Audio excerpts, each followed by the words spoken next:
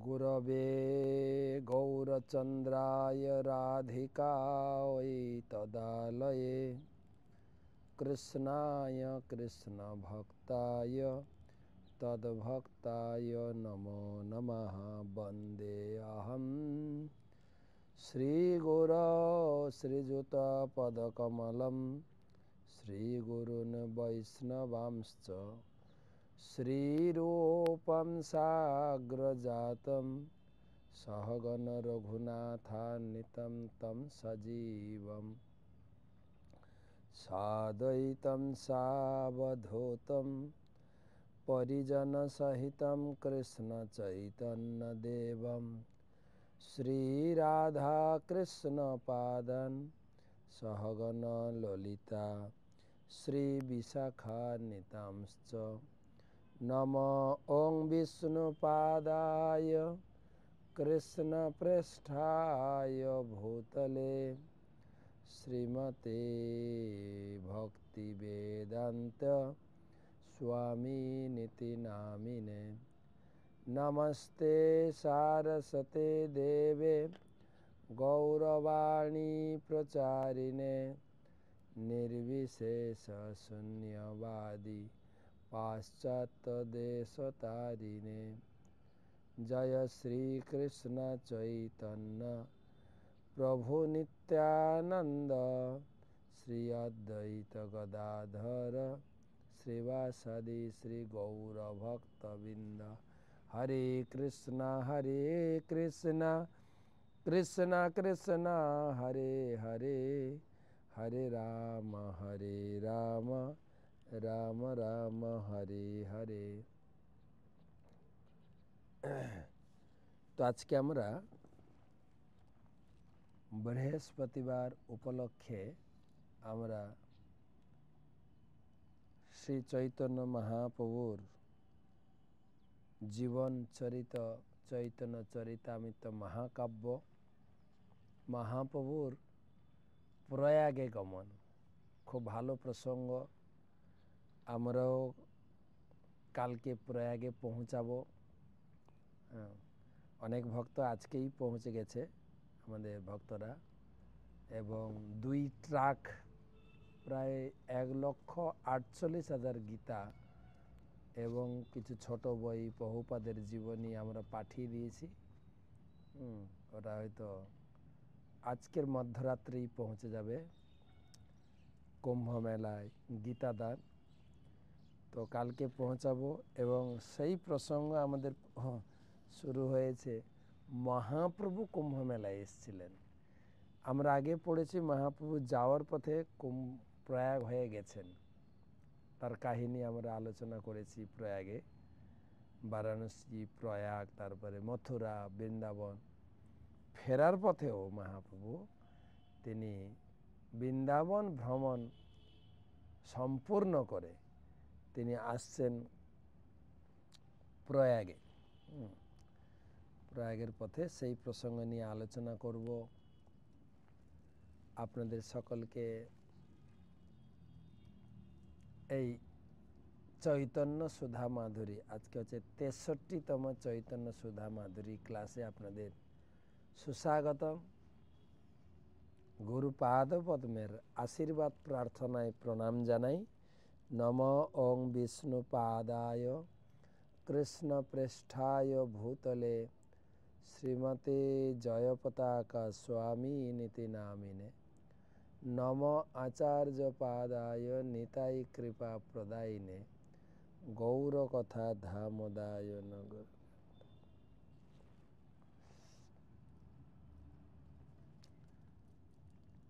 চৈতন্য চরিতামৃত মহাকাব্য মধ্যলীলা 49 পরিচ্ছেদ 19। প্রয়াগে শ্রীরূপ শিক্ষা। মহাপ্রভু যে প্রয়াগে রূপ গোস্বামীকে শিক্ষা দিয়েছিলেন তারই বিবরণী।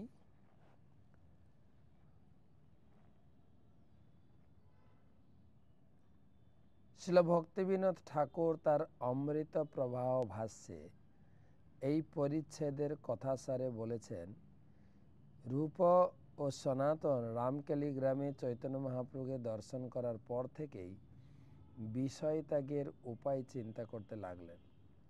শ্রী চৈতন্য মহাপ্রভু শ্রী পাদপদ্মে আশ্রয় লাভের জন্য কৃষ্ণ মন্ত্রে দুটি পুরস্চরণ করালেন। শিল রূপ গোস্বামী গৌড়ে 10,000 মুদ্রা রেখে নিজের সঞ্চিত সমস্ত ধন নৌকায় করে বাকলা চন্দ্রদ্বীপে গমন করেন। ব্রাহ্মণ, বৈষ্ণব ও আত্মীয় স্বজনদের মধ্যে তার অর্থ বন্টন করেছিলেন এবং ভবিষ্যতে ব্যক্তিগত প্রয়োজনে লাগতে পারে বলে এক অংশ রেখে দিয়েছিলেন। শ্রী চৈতন্য মহাপ্রভু কবে বনপথে বৃন্দাবন যাত্রা করবেন তা জানবার জন্য দুজন চরকে পুরুষোত্তম ক্ষেত্রে পাঠালেন। এইভাবে রূপ গোস্বামী অবসর গ্রহণের আয়োজন করলেন। এদিকে সনাতন গোস্বামী অসুস্থতার ছলে রাজ দরবারে না গিয়ে পণ্ডিতদের নিয়ে শ্রীমদ্ ভাগবত আদি শাস্ত্র আলোচনা করতে লাগলেন। গৌড়েশ্বর বাদশাহ হোসেন শাহ প্রথমে বৈদ্য পাঠিয়ে পরে নিজে স্বচক্ষে দেখে সনাতনের রাজকার্য পরিত্যাগ করার সংকল্পের কথা জানতে পেরে তাকে কারাগারে আবদ্ধ করে উড়িষ্যা দেশ যুদ্ধ যাত্রা করলেন। শ্রীমান মহাপ্রভু বনপথে যাত্রা করলেন। শ্রী রূপ গোস্বামী গৃহত্যাগ করার সময় সনাতন গোস্বামীকে সংবাদ পাঠিয়ে তাদের কনিষ্ঠ ভ্রাতা অনুপম মল্লিকের সঙ্গে মহাপ্রভুর উদ্দেশ্যে যাত্রা করলেন। প্রয়াগে পৌঁছে মহাপ্রভুর কাছে তিনি 10 দিন রইলেন। ইতিমধ্যে বল্লভ ভট্ট মহাপ্রভুকে নিমন্ত্রণ করে বিশেষ সম্মান করলেন। শ্রীরূপ মহাপ্রভুকে বল্লভ ভট্টের সঙ্গে পরিচয় করিয়ে দেন। তারপর রঘুপতি উপাধ্যায় সেখানে উপস্থিত হলে মহাপ্রভুর সঙ্গে অনেক রসালাপ হলো। এইখানে কবিরাজ গোস্বামী ছিল রূপ ও সনাতনের ব্রজজীবন কিছুটা বর্ণনা করলেন। প্রয়াগে 10 দিন অবস্থানকালে শ্রী চৈতন্য মহাপ্রভু শ্রীরূপকে ভক্তির রসতত্ত্ব সূত্র রূপে শিক্ষা দিয়ে ভক্তি রসামৃত সিন্ধু রচনা করতে আদেশ দিলেন। শ্রীরূপকে সেখান থেকে বৃন্দাবনে পাঠিয়ে মহাপ্রভু কাশী গিয়ে চন্দ্রশেখরের গিয়ে বাসা গ্রহণ করলেন। শ্লোক নম্বর 1। এই ছিল এই অধ্যায়ের কথাসার। কবিরাজ গোস্বামী প্রথমে মহাপ্রভুকে প্রণাম জানিয়েছেন। বৃন্দাবনীয়ম রসকেলিবার্তম কালেন নুপ্তম নিজ শক্তিমুৎক সঞ্চার্যরূপে বেতনত পুনঃ স প্রভুর্বিধোয়ী প্রাগিব লোক সৃষ্টিম। অনুবাদ: পরমেশ্বর ভগবান সৃষ্টির পূর্বে ব্রহ্মার হৃদয়ে যেভাবে বৈদিক জ্ঞান প্রকাশ করেছিলেন সেইভাবে তিনি রূপ গোস্বামীকে তার স্বীয় শক্তি সঞ্চারণ করে কালধর্মের প্রভাবে লুপ্ত বৃন্দাবনের রসকেলি বার্তা বিস্তার করেছিলেন। ঠিক যেরকম ব্রহ্মাকে সৃষ্টির সময় তিনি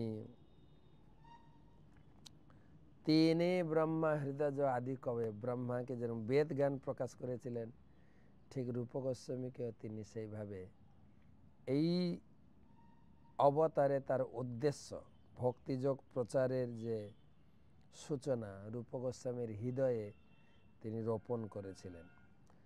জয় জয় শ্রী চৈতন্য জয় নিত্যানন্দ জয়াদ্বৈত চন্দ্র জয় গৌর ভক্তবৃন্দ।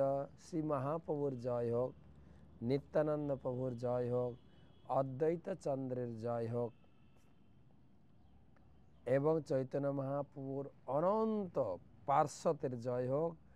আপনারা শ্রোতাবৃন্দের সকলের জয় হোক।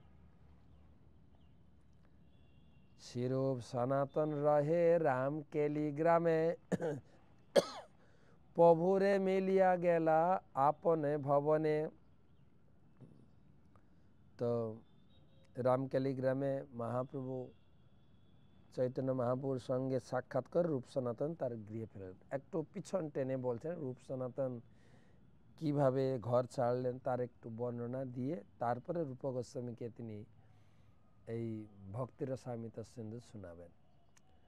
তো আপনারা জানেন শ্রী চৈতন্য মহাপ্রভু সন্ন্যাস গ্রহণ করার পরে তিনি পুরীতে অবস্থান করছিলেন, কিন্তু বৃন্দাবন যাওয়ার ছল করে তিনি বাংলা হয়ে রামকেলি গেলেন রূপ সনাতনকে দর্শন দিতে।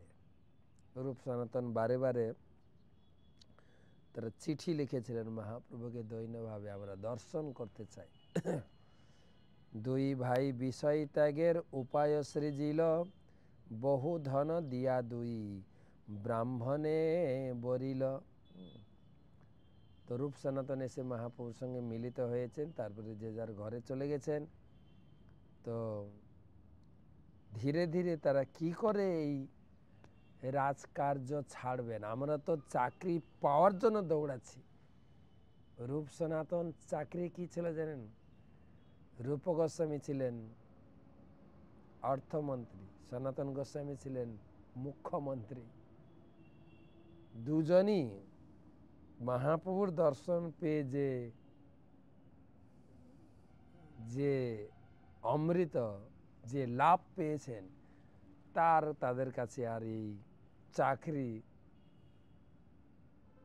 পছন্দই হচ্ছে না। আমরা মহাপ্রভুর সঙ্গে কৃষ্ণ নাম করব এবং কৃষ্ণ নাম প্রচারে জীবনকে উৎসর্গ করব। রূপ গোস্বামী সনাতন গোস্বামী চিন্তা করলেন। শাস্ত্রে বলা হয়েছে মহাপ্রভুর ভক্তরা যারা মহাপ্রভুর নাম গান করে বা এই ভক্তিযোগ অনুশীলন করে যে লাভ পায়, যে আনন্দ পায়, গীতায় বলছেন ভগবান জংলব্ধা চা পরম ন মন্যম মন্যতে নাধিকম তত। এই ভক্তিযোগ আস্বাদন করে ভক্ত এত আনন্দ পায়, এত আনন্দ পায়, তার সঙ্গে তো কোনো আনন্দের তুলনা হয় না।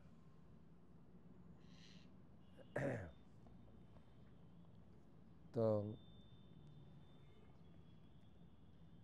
সেই আনন্দ তিনি লাভ করেছেন।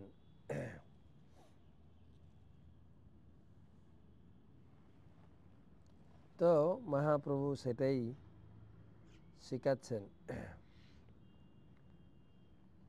রূপ গোস্বামী সনাতন গোস্বামীর মাধ্যমে। তো দুই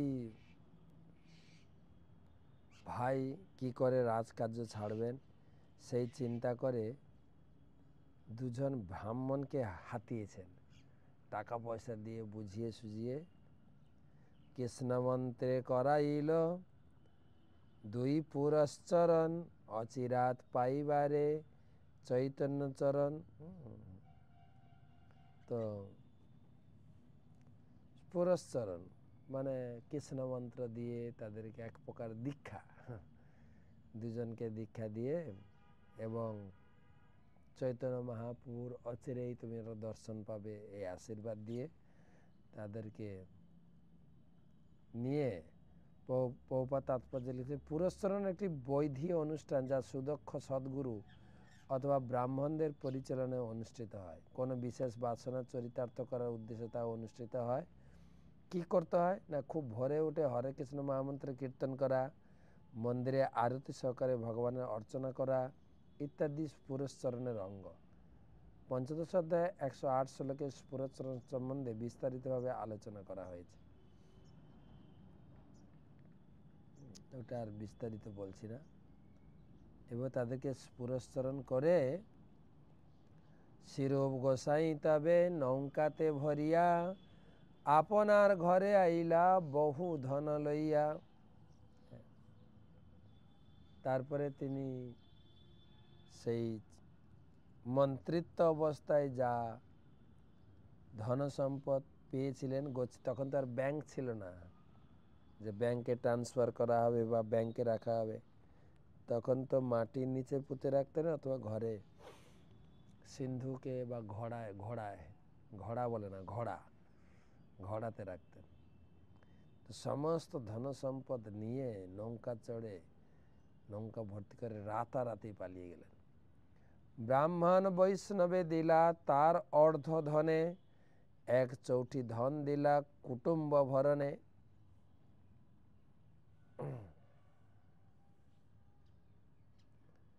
তো কি করলেন, যা ধন সম্পদ নিয়েছিলেন অর্ধেক ব্রাহ্মণ বৈষ্ণবদের সেবায় দান করে দিলেন, ভোজন বা যার যা দরকার ব্রাহ্মণকে দিলেন। বাকি 1/4, 1/4 মানে সিকি ভাগ, অর্ধেক ভাগ গেল, বাকি সিকি ভাগ, অর্ধেকের ভিতরে হাফ সিকি তিনি আত্মীয় স্বজনদের মধ্যে দিলেন। কেন আমরা আত্মীয় স্বজনদের কাছেও দায়বদ্ধ, তাদের সুখ দুঃখ আমাদের ভাগ করে নিতে হয়। রূপ গোস্বামী শিখিয়েছেন গৃহস্থদের কি কর্তব্য। ইনকামের 50% মন্দিরে যাবে ইনকামের, আর 50%-এর ভিতরে 25 ভাগ আপনি ভরণ পোষণে কাজে লাগাবেন, 25 ভাগ ব্যাংকে আপৎকালীনের জন্য সঞ্চয় থাকবে, আর সেটা দিয়ে আত্মীয় স্বজনের সেবা হবে। কোন আত্মীয় স্বজনের অসুখ বিসুখ, বিয়ে বাড়ি, এটা ওটা সবসময় ব্যাংকে কিছু রাখতে হবে। ব্যাংকে এটা প্রত্যেক গৃহস্থের কর্তব্য, ব্যাংকে যেন কিছু টাকা থাকে আপৎকালীন, যেটা রূপ গোস্বামীপাদ দেখিয়ে দিয়ে গেছেন। অর্ধাংশ ব্রাহ্মণ বৈষ্ণবদের দান করলেন, 1/4 কুটুম্বদের ভরণ পোষণের জন্য দান করলেন। তিনি ব্যাংকে রাখেননি, তখন তো ব্যাংক ছিল না। 20% আত্মীয় স্বজন প্রতিবেশী যার যেটা লাগবে তিনি বিতরণ করলেন। অনেক টাকা তো।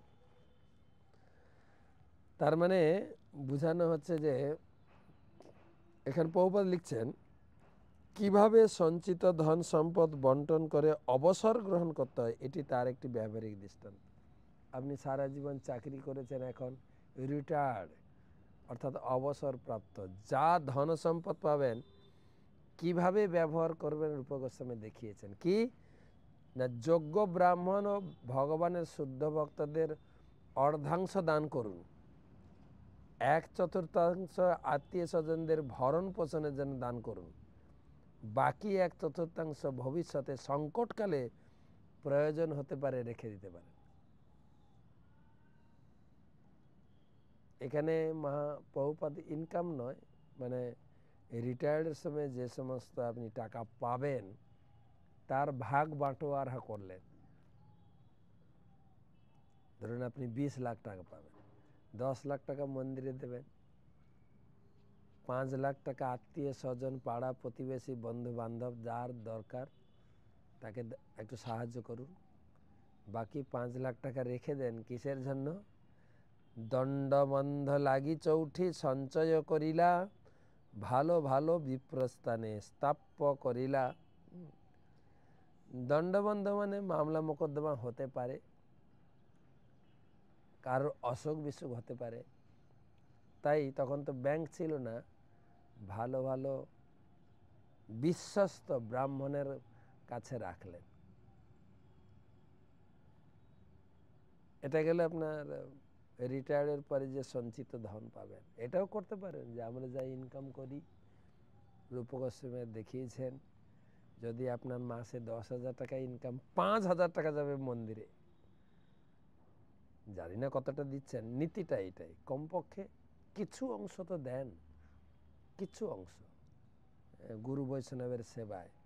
যেরকম আমরা একটা প্রকল্প চালু করেছি, এখন তো কুম্ভ মেলার জন্য দান সংগ্রহ করছি, কিন্তু আমি বিশেষ করে ইস্কনে যারা দীক্ষিত আছেন তাদেরকে অনুরোধ করছি যে ছিল প্রভুপাদ গুরু মহারাজকে আদেশ দিয়েছিলেন, সে সময় জয় পতাকা স্বামী গুরু মহারাজকে তার প্রিয় শিষ্য হিসেবে বিশাল আশীর্বাদ দিয়েছিলেন যে তুমি অনেক সেবা করবে। অনেক সেবার লিস্ট দিয়েছেন প্রভুপাদ প্রিয় শিষ্য শ্রীমৎ জয় পতাকা স্বামী গুরু মহারাজকে।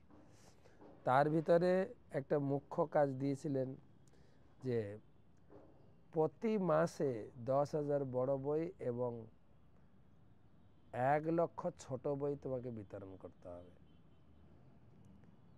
তো সেটা তিনি এখন প্রায় ক্লাসে বলেন যে প্রভুপাদ আমাকে আদেশ দিয়েছেন এটা আমাকে করতেই হবে, কিন্তু আমি তো অসুস্থ, তা আমি অনুরোধ করছি আমার শিষ্যরা যেন প্রভুপাদের এই আদেশ পালনে আমাকে সাহায্য করে। আমার প্রায় ৭৫,০০০-এর উপরে শিষ্য আছে। প্রত্যেক শিষ্য যদি তার ইনকামের কিছু অংশ টাকা প্রতি মাসে 2টা 4টা 5টা 10টা গীতা দেয়, 11টা গীতা দেয়, তাহলে আমার এই আশাটা বা প্রভুপাদের দেওয়া আদেশটা, প্রভুপাদের দেওয়ার নির্দেশটা আমি পালন করতে পারবো। প্রতি মাসে 10,000 গীতা আমি বিতরণ করতে পারবো। আমরা সেই উদ্দেশ্যে কাজ করছি। গুরু মহারাজ যেটা চাইছেন, প্রতি মাসে আপনাকে আমি ব্যাংক লিঙ্ক পাঠিয়ে দেব। গুরু মহারাজের যে virtual table, JPS virtual table, আপনি 1টা 2টো 5টা 11টা, এখানে তো বলা হয়েছে অনেক, আপনার ইনকাম যদি 10,000 হয়ে থাকে 5,000 টাকা আপনাকে গুরু সেবায় দিতে হবে, গুরু কৃষ্ণ সেবা। 2,500 টাকা সংসারে লাগবেন, 2,500 টাকা ব্যাংকে রাখবেন। ততটা না হোক, আপনি যতটা পারবেন। অনেক ভক্ত, আমি কৃতজ্ঞতা জানাই, অনেক ভক্ত প্রতি একাদশীতে তারা 5টা 7টা 11টা গীতা দান করছেনই। তো আপনারও যারা করতে চাইবেন আমাকে জানাবেন, আমি আপনাকে লিঙ্ক পাঠাবো। তো রূপ গোস্বামী যা রাজকার্য থেকে যা তিনি পেয়েছিলেন, মানে বেতন হিসাবে বা দক্ষিণা হিসাবে, তিনি সব নিয়ে গিয়ে 50% তিনি ব্রাহ্মণ বৈষ্ণব, তার 50%-এর অর্ধেক 25% তিনি আত্মীয় স্বজনদের দিলেন, আর 25% তিনি গচ্ছিত রাখলেন, আপৎকালীন সময়ে ব্যবহার করা যাবে। গৌড়ে রাখিল 10 মুদ্রা 10,000, সনাতন ব্যয় করে রাখি মুদি ঘরে। আর যখন তিনি রাজকার্য থেকে অবসর নিয়েছিলেন, ওখানে একজনের কাছে 10,000, একটা মুদি দোকানের কাছে, মুদিখানায় তিনি 10,000 মুদ্রা রেখেছিলেন। কেন? যা সনাতনকে জেলখানা থেকে বেরোতে সাহায্য করবে, সেটাও তিনি রেখেছিলেন। শিরূপ শুনিল প্রভুর নীলাদ্রি গমন, বনপথে যাবেন প্রভু শ্রী বৃন্দাবন।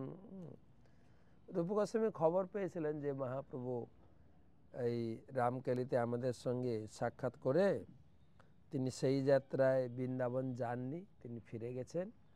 পরের বারে তিনি বনপথে বৃন্দাবন যাবেন।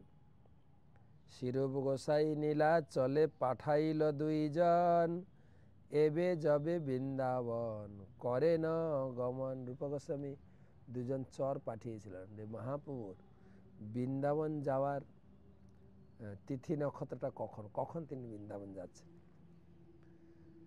শীঘ্র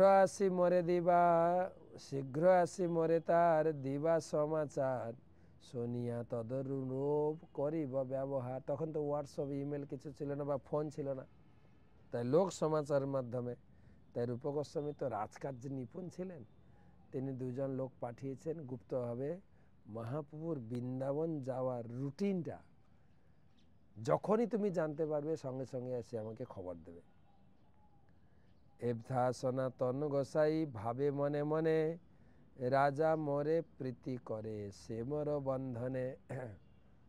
এদিকে রূপ গোস্বামী তো বেরিয়ে গেছেন, সনাতন গোস্বামী প্রধানমন্ত্রী, তাকে রাজা খুব সম্মান, এবং রাজা তার উপরে খুব নির্ভরশীল, রাজা খুব ভালোবাসেন, প্রীতি করেন। সনাতন চিন্তা করছেন এই সংসারের বা কোম্পানির প্রীতিটাই হচ্ছে আমার বন্ধনের কারণ। তা আমি এমন কিছু কাজ করব, রাজা আর আমাকে ভালোবাসবে না, আমার উপরে ক্ষুব্ধ হয়ে যাবে। কোনো মতে রাজা যদি মরে ক্ষুব্ধ হয়, তবে অব্যাহতি হয় করিল নিশ্চয়। যদি কেমন কিছু কাজ করব, যদি রাজা আমার উপরে রেগে যায়, তাহলে আমার কাজ করাটা সুবিধা হয়ে যাবে। অস্বাস্থ্যের ছদ্ম করি রহে নিজ ঘরে, রাজকার্য ছাড়িলা না যায়, রাজকার্য ছাড়িলা না যায় রাজদারে। অসুস্থের ছল করে তিনি আর রাজকার্য ছেড়ে দিলেন, রাজদরবারে যাচ্ছেই না, ঘরে দরজা বন্ধ করে আছে। লোভী কায়স্থগণ রাজকার্য করে, আপনে স্বগৃহে করে শাস্ত্রের বিচারে। আপনি যদি চাকরি ছেড়ে দেন, বহু লোক রয়েছে কিন্তু চাকরিটা করার জন্য। যেই সনাতনের রাজকার্যে যাচ্ছে না, তখন অন্যান্য মন্ত্রীরা সেই সনাতনের পদ নেওয়ার জন্য সবাই ভালো করে সনাতনের অ্যাবসেন্টে, অনুপস্থিতিতে সনাতনের কাজগুলো ভালো করে করার চেষ্টা করছে। আর এদিকে সনাতন গোস্বামী ঘরে কিছু ব্রাহ্মণ নিয়ে গীতা ভাগবত আলোচনা শুরু করেছে। তাৎপর্য, প্রভুপাদ তাৎপর্য দিয়েছেন। এটা সনাতন একটু ছল করছেন না? দেখেন ভক্তিতেও ছল কিভাবে কাজে লাগাচ্ছে। হ্যাঁ, আমার মনে পড়ে মায়াপুরে একবার ইউথ যুবগোষ্ঠীর একটা সম্মেলন হচ্ছিল। প্রায় 350 ইয়াং ছেলে বাংলার বিভিন্ন প্রান্ত থেকে এসেছিল। 3 দিনের একটা সেমিনার কার্যসূচি ছিল মায়াপুরে। তো আমি ক্লাস দিচ্ছিলাম এবং ইয়াং ছেলেদের সঙ্গে কিছু কৌতুকপূর্ণ আলোচনা, মজা মজা কথা বলছিলাম। আমি একটা কথা বললাম, দেখো তোমরা যে মায়াপুরে এসছো, সত্যি কথা বলবে কিন্তু, তোমরা কি বাড়িতে সবাই বলে কয়ে এসছো? অনেক ছেলে বলে হ্যাঁ আমার বাড়িতে আমি জানিয়ে এসছি, বাবা মা জানে। আর প্রায় 50%-এর বেশি কারা বাড়িতে না জানিয়ে এসছো হাত তোলো, তারা হাত তুলেছে। আমি তো ঠিক আছে, এটা একটা চিটিং না? বাবা মাকে না বলে চলে। একটা ছেলে হাত তুলেছে, বলছে মহারাজ একটা কথা বলি। হ্যাঁ অবশ্যই বলবো, এটাই তো তোমার সুযোগ, যা খুশি জানতে চাও আমি চেষ্টা করব। না জানার নয়, এই যে আপনি প্রশ্ন করলেন যে তোমরা বাড়িতে কারা কারা মা বাবাকে জানিয়ে আসেন, আমি কিন্তু জানিয়ে আসি। আচ্ছা তুমি কি বলেছ? আমি বলেছি কলকাতায় একটা আমার এক্সামের কিছু কাজ আছে, সেমিনার আছে, আমাকে 3 দিন থাকতে হবে। আমি কলকাতার কাজ আছে বলে আমি মায়াপুর চলে এসেছি। ঠিক আছে। না না মহারাজ, আমার মনে একটা প্রশ্ন, যে এই যে মিথ্যা কথা বলে আমি এসেছি, এটা আমার পাপ হবে না? সনাতন গোস্বামীও তাই, তিনি বলছেন আমার শরীর খারাপ, আমি রাজকার্যে যেতে পারবো না। আর শরীর খারাপ তো নয়, তিনি ঘরে বসে শাস্ত্র আলোচনা করছেন। তো বলেন এটা কেমন? তা আমি ছেলেটাকে বোঝালাম, তুমি এখন ভক্তি জীবনে ধীরে ধীরে আসছো বলে তোমার অপরাধ বা পাপ বোধ হচ্ছে, তাই না? আচ্ছা এখানে অনেক ছেলে আছো, তোমরা কিন্তু লুকিয়ে লুকিয়ে কোনো মেয়েকে ভালোবেসে চলেছ। আমি তোমাদেরকে হাত তুলতে বলছি না। অনেক ছেলে আছো, মেয়ের পিছনে পয়সা উড়াচ্ছ, নিশ্চয়ই আছো, অনেকে মাথা নিচু করেছে। তো দেখো তোমরা কিন্তু মা বাবাকে জানাচ্ছ না, মা বাবার কাছে পয়সা আনছো, কখনো বেশি পয়সা দাবি করছো, আমার এই কাজ আছে ওই কাজ আছে, মা একটু বেশি টাকা দাও না, বাবা একটু বেশি টাকা দাও, কিন্তু পয়সা উড়াচ্ছ মেয়ের পিছনে। এটা পাপ হচ্ছে না কিনা বলো তো? কেউ কিছু বলছে না। তখন কিন্তু পাপ বুদ্ধি আসছে না যে আমি একটা মেয়ের পিছনে এত টাকা নষ্ট করছি, বা আমি অন্য কিছু সিগারেট বা কোনো নেশা ভাঙ করে পয়সা উড়াচ্ছি, বা অন্য খাতে পয়সা নষ্ট করছি, সেটা পাপ হচ্ছে না? কিন্তু তোমাদের পাপ বুদ্ধি, যখনই তুমি ভক্তি জীবনে এসেছো তখন পাপের চিন্তা আসে, এটা ভালো, তবে এতে তোমার পাপ হবে না। যেহেতু ভক্তি জীবনে তুমি এসেছো, যেহেতু বাবা মা জানলে অসুবিধা হবে, সেক্ষেত্রে তুমি এটাকে ইগনোর করতে পারো, অসুবিধা নেই। তবে ধীরে ধীরে এক সময় প্রকাশ করবে, যেরকম তুমি যাকে ভালোবাসেছো মেয়েটাকে, একদিন তো প্রকাশ পাবেই, ঠিক সেই রকম। তো এখানে সনাতন গোস্বামী তাই তিনি এই কথাই বলছেন যে আমি আর একটা কথা মনে পড়লো, অনেক মাতাজি তারা আমাকে প্রশ্ন করেন, মহারাজ যে আমাদের এই মহিলাদের যে একটা অসুচি সময় আসে মাসে, সেই অবস্থায় আমরা কি করব? ভগবানের সেবা পূজা করতে পারি? আমি ব্যালেন্স করে উত্তর দিই।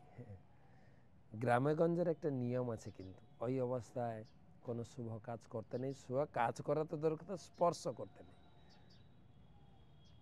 কিন্তু আমাদের গুরুদেব শিক্ষাগুরু শ্রী শ্রীপাদ জগন্নিবাস প্রভু বলছিলেন, ভগবানকে তো তুমি সেবা না করে থাকবে কি করে? তুমি যদি সত্যিই ভগবানের সেবা করো, তার সেবা ত্যাগ করে বা তার সেবা বন্ধ করে তুমি থাকতে পারবে না। আর ভগবান কি তোমার শারীরিক অসুবিধা, ভগবান কি অভুক্ত থেকে যাবেন? তার আরতি হবে না, তার ভোগ নিবেদন হবে না? তুমি যদি চাও মন থেকে, দুটো মত আছে, একটা স্মার্ত মত, স্পর্শ করলে পাপ বা অপরাধ, সেই জন্য করতে দেওয়া হয় না। আরেকটা মত আছে ভাগবত মত। ভাগবত বিধি, পঞ্চরাত্রিক বিধি, দুটো বিধিতে ভগবানের সেবা হয়। পঞ্চরাত্রিক বিধি নিয়ম, এটা পারবে এটা পারবে না। ভাগবত বিধি সব নিয়মের ঊর্ধ্বে, তো আপনি সেবা করতে পারেন। তবে আপনাকে একটা ছলের আশ্রয় গ্রহণ করতে হবে। কি? যেহেতু বাড়ির লোক, গ্রামের লোক, তারা একটা নীতি নিয়ে চলে যে এই অবস্থায় সেবা করা ঠিক না। আবার বলা আছে আপনি সেবা না করে থাকতে, ভগবানকে অভুক্ত রাখতে পারেন না। তাই আপনাকে এটা ছলের আশ্রয় গ্রহণ করে আপনি লুকিয়ে লুকিয়ে সেবা করুন ভগবানের। ঘন্টি হয়তো বাজাবেন না, ঘন্টিটা হাতে ধরে রাখলেন, এবারে ভোগ নিবেদন করবেন, আরতি মঙ্গল আরতি করবেন, সন্ধ্যা আরতি করবেন, তুলসীদের জল দেবেন, সব করবেন। হ্যাঁ, কাউকে দেখানোরও দরকার নেই, কারোর কাছে এত হাম্বিচম্বি করারও দরকার না, আমাদের সব বিধি না, এতে আরো বেশি বাধা আছে। আপনি আপনার মতো করুন ভগবানের সেবা, ভগবানের কাছে ক্ষমা চাইবেন, প্রভু আমার এই অসুচি অবস্থায় আপনি আপনার সেবা করছি, আমাকে ক্ষমা করবেন। আপনার সেবা না করে আমি থাকতে পারি? আপনাকে সেবা দেওয়ার আমার বাড়িতে কেউ নেই। হ্যাঁ, যদি গ্রামের লোক, পাড়ার লোক, বাড়ির লোক, কিরে তুই সেবা করছিস? না, তেমন কিছু না, এটা একটা প্রতারণা। তো সনাতন গোস্বামী দেখিয়েছেন। সনাতন গোস্বামী ছিলেন রাজ্যের প্রধানমন্ত্রী এবং তার অধীনে কয়েকজন কায়স্থ কর্মচারী ছিল। পূর্বে কায়স্থরা সরকারি কেরানি বা সচিবের কাজ করতেন। এরপরে কেউ সেই পদে বহাল থাকলে তাকে বলা হতো কায়স্থ। তার ফলে ব্রাহ্মণ, ক্ষত্রিয়, বৈশ্য ও শূদ্ররূপে নিজের পরিচয় দিতে অক্ষম ব্যক্তি সম্মানিত পদ লাভ করার উদ্দেশ্যে কায়স্থ বলে নিজের পরিচয় দিতেন। বঙ্গদেশে বলা হয় যে কোনো ব্যক্তি যদি তার বর্ণ স্থির করতে না পারেন, তাহলে তিনি কায়স্থ বলে নিজের পরিচয় দেন। এক কথায় কায়স্থ বর্ণ সমস্ত বর্ণের মিশ্রণ। তাদের পেশা সাধারণত কেরানিগিরি অথবা সচিবের কাজ করা। জাগতিক দিক দিয়ে তারা সাধারণত উচ্চ পদস্থ কর্মচারী। ছিল সনাতন গোস্বামী যখন রাজকার্যে শৈথিল্য প্রদর্শন করে অবসর গ্রহণ করার জন্য আয়োজন করেছিলেন, তখন তার অধীনস্থ কিছু কায়স্থ তার সেই পদ অধিকার করার জন্য বিশেষভাবে আগ্রহী হয়ে ওঠে। এ সম্পর্কে ছিল ভক্তিবিনোদ ঠাকুর বলেছেন যে সনাতন গোস্বামীর বৈরাগ্য ভাব দর্শন করে তার অধীনস্থ কায়স্থ কর্মচারীরা কেউ কেউ তার পথ পাওয়ার লোভে রাজকার্যে বিশেষ নৈপুণ্য দেখাতে লাগলো। সনাতন গোস্বামী ছিলেন সারস্বত ব্রাহ্মণ। শোনা যায় যে সনাতন গোস্বামী পদত্যাগ করলে তার অধীনস্থ কায়স্থ কর্মচারী পুরন্দর খান ওই পদ গ্রহণ করেছিলেন। 17 নম্বর শ্লোক। ভট্টাচার্য পণ্ডিত 20-30 লইয়া ভাগবত বিচার করেন সভাতে বসিয়া।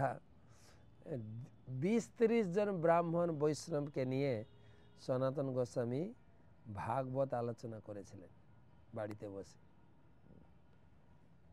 ছিল ভক্তি সিদ্ধান্ত সরস্বতী ঠাকুর ভাগবত বিচারের সম্বন্ধে বলেছেন, মুকুন্দ উপনিষদ অনুসারে বিদ্যা দুই প্রকার। যে বিদ্যে বেদিতব্য ইতি হস্ম যদ ব্রহ্মবিদ বদন্তি পরাচৈ বা পরৌচ তত্রা পরা ঋগ্বেদ, যজুর্বেদ, সামবেদ, অথর্ববেদ শিক্ষা কল্প ব্যাকরণ নিরুক্তং ছন্দ জ্যোতিষীমতি অথ পরাজয়া তদক্ষর অধিগম্যতে।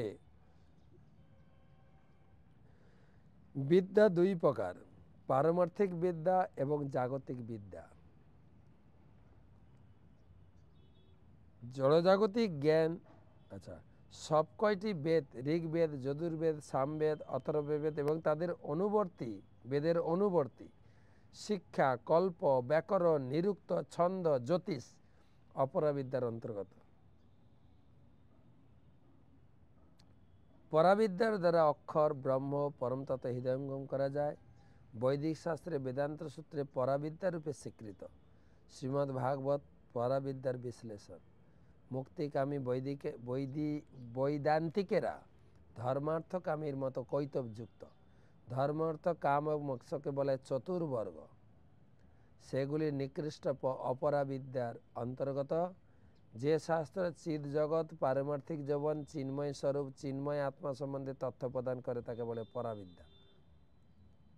শ্রীমদ্ ভাগবতে সঙ্গে জড়জাগতিক জীবনের কোনো সম্পর্ক নেই।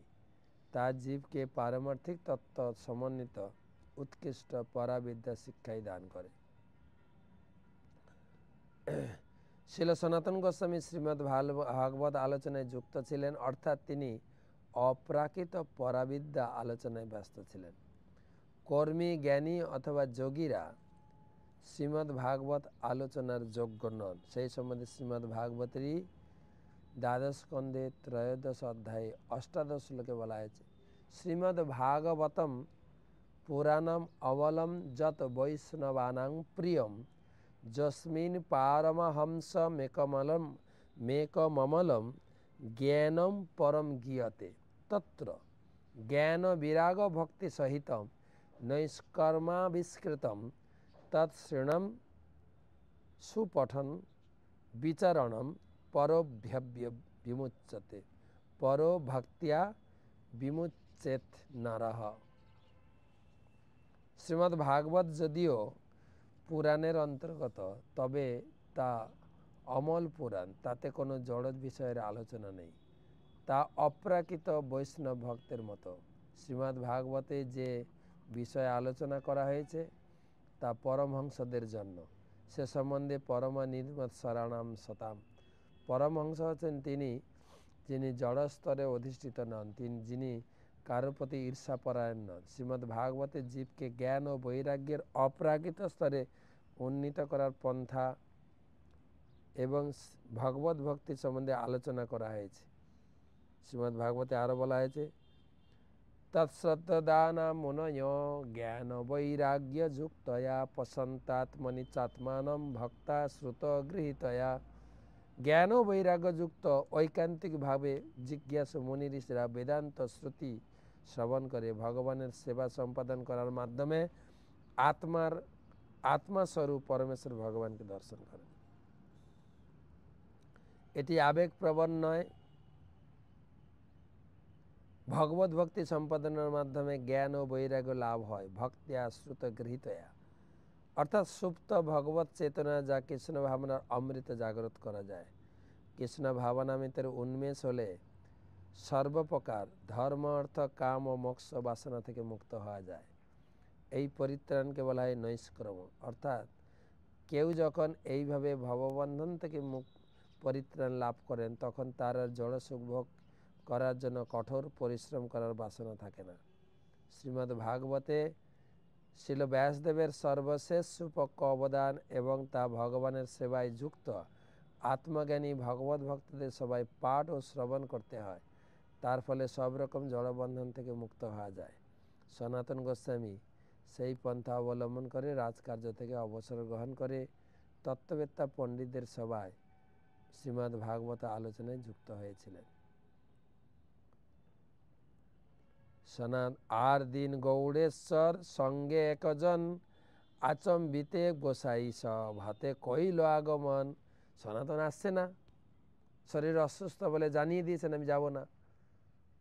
রাজার একটু সন্দেহ হয়েছে, অসুস্থ তো একদিন কি করেছেন, সঙ্গে একজনকে নিয়ে হঠাৎ সনাতনের কোয়ার্টারে এসে হাজির হয়ে গেছেন।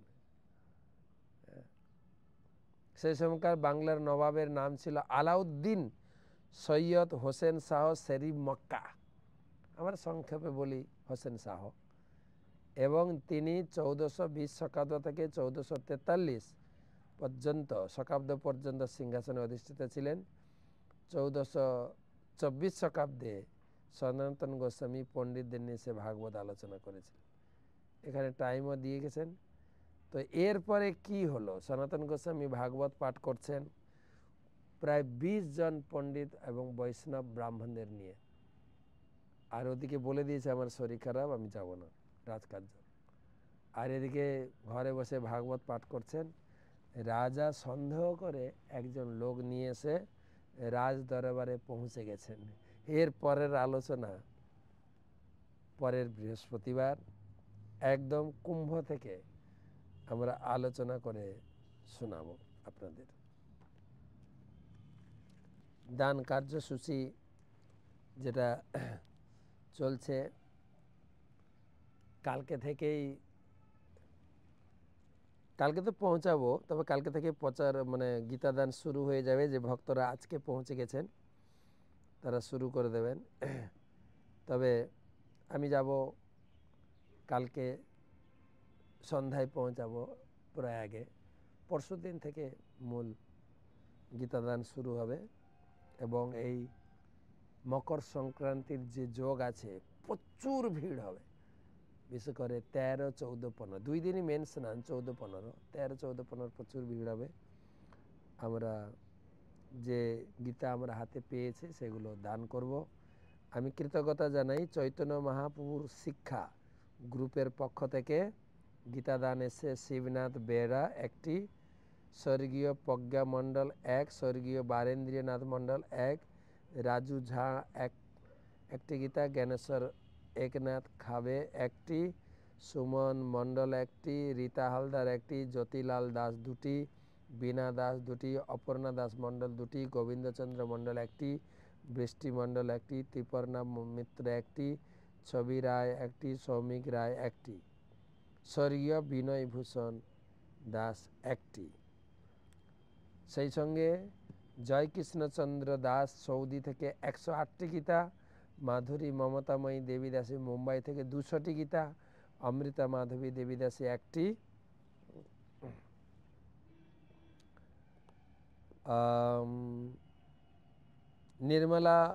নির্মাল্য হালদার কানাডা থেকে 8টি, শ্রীমন্তকালী একটি, টি আর হিরেগেদর ব্যাঙ্গালোর থেকে 11টি গীতা, মধুময়ী সীতা ঠাকুরানী দেবী দাসী লখনৌ থেকে 11টা, শ্রীকান্ত মজুমদার সুরাট থেকে 11টা, চিরঞ্জীব জানা 2টি গীতা,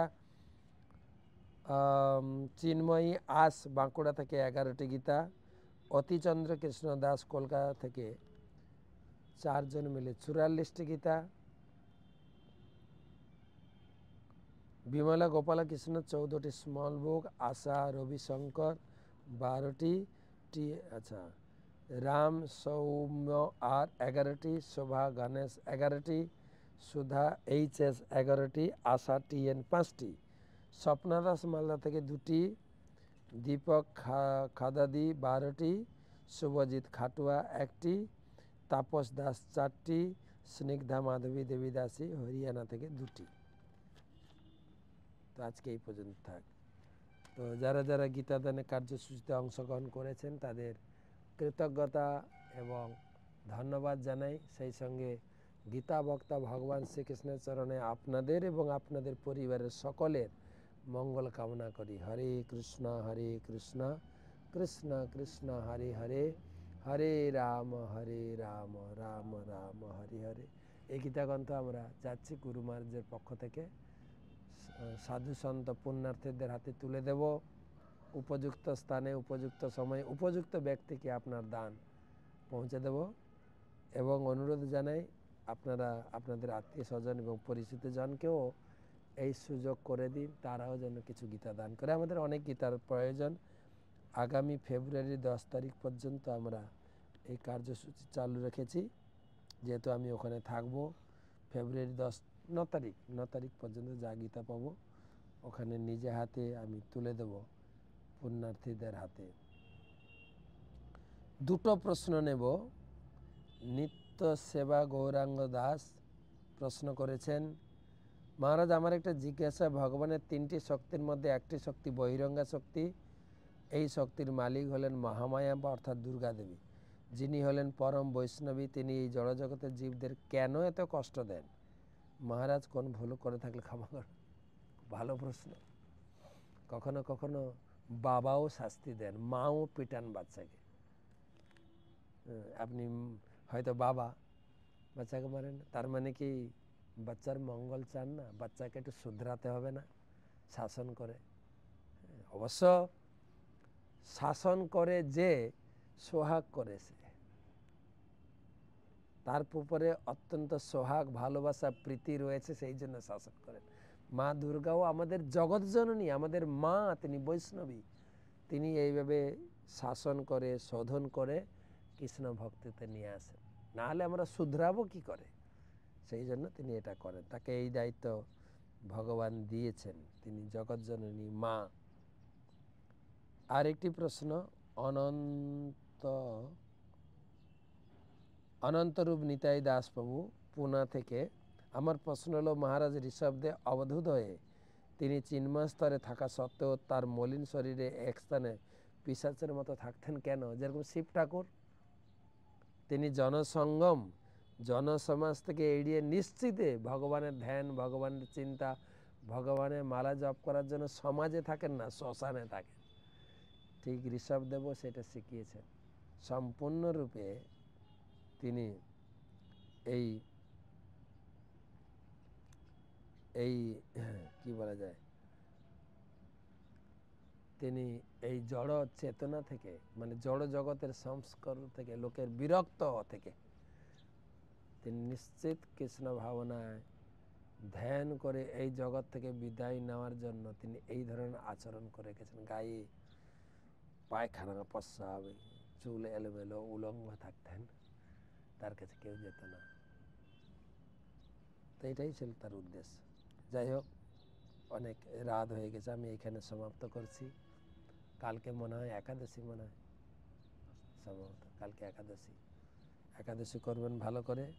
আমি একাদশীটা কলকাতায় হাফ করব, আর গিয়ে রাত্রে নিবাস করব প্রয়াগে, সেখানে গিয়ে সম্পূর্ণ হবে। তো তারপরে প্রয়াগের থেকে যাব, 10 তারিখ থেকে প্রয়াগে থেকে আপনাদের সঙ্গে যুক্ত হব। ভালো থাকবেন, শুভরাত্রি।